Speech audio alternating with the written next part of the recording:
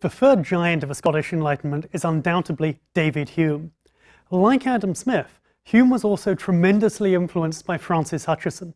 However, this doesn't mean that Hutcheson approved of Hume's views. In fact, he's known to have tremendously disapproved of a draft of Hume's major work, Treatise of Human Nature, that he saw, and he's also known to have tried to obstruct Hume's attempts to secure a university position at the University of Edinburgh. Despite these setbacks, and despite Hutcheson's disapproval, David Hume is undoubtedly one of the most good-natured and pleasant of all of the Scottish Enlightenment philosophers.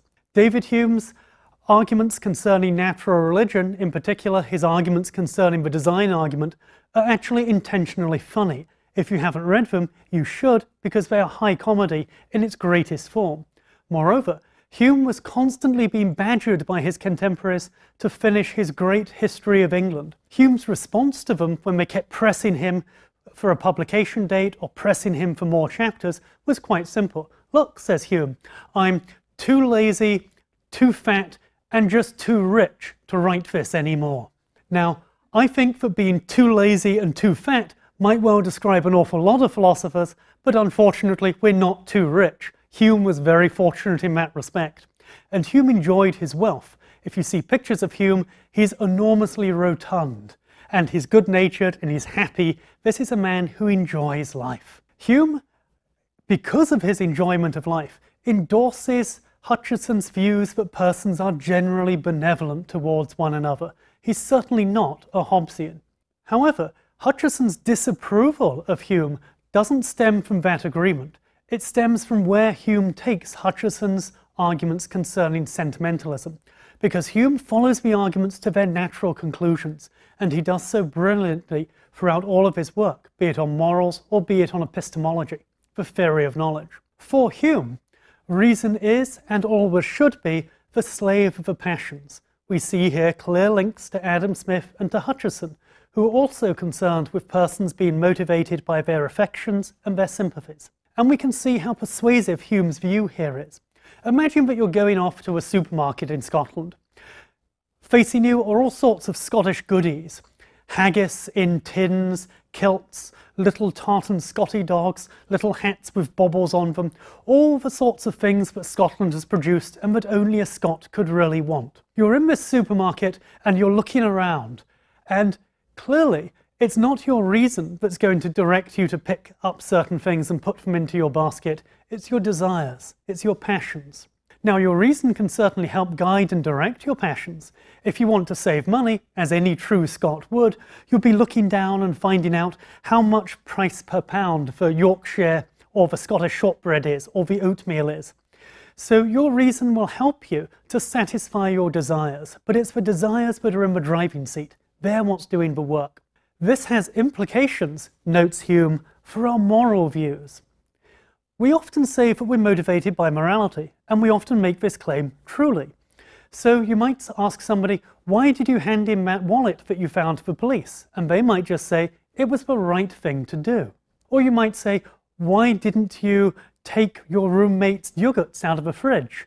They wouldn't have spotted that they'd been missing, and you might say, well, it's the wrong thing to do. You're motivated by considerations of morality. What is right and what is wrong helps guide and determine your actions. But notice, says Hume, if that's true, and it seems to be, morality cannot be rationally based.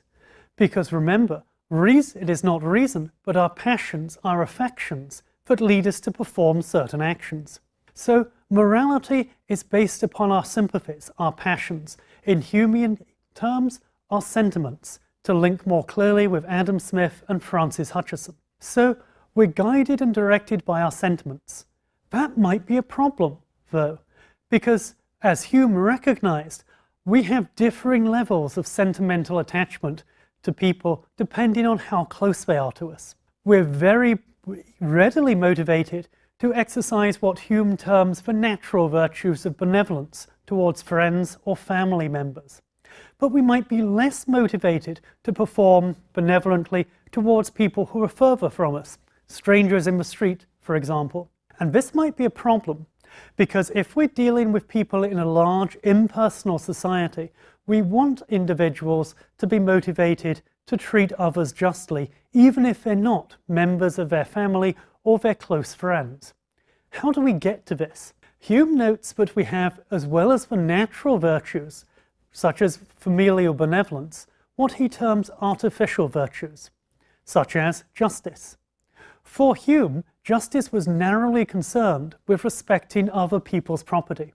You act justly if you respect the property of others. Notice that Hume's worry that we might not be motivated to act justly comes with a vengeance when we're talking about strangers. We want justice to apply impersonally and impartially, but if it's a natural virtue and we lack benevolence towards strangers that we have towards family and friends, maybe our motivation to act justly towards others in impersonal situations will be fairly weak. Hume argues that what we should do is recognize that justice is an artificial virtue.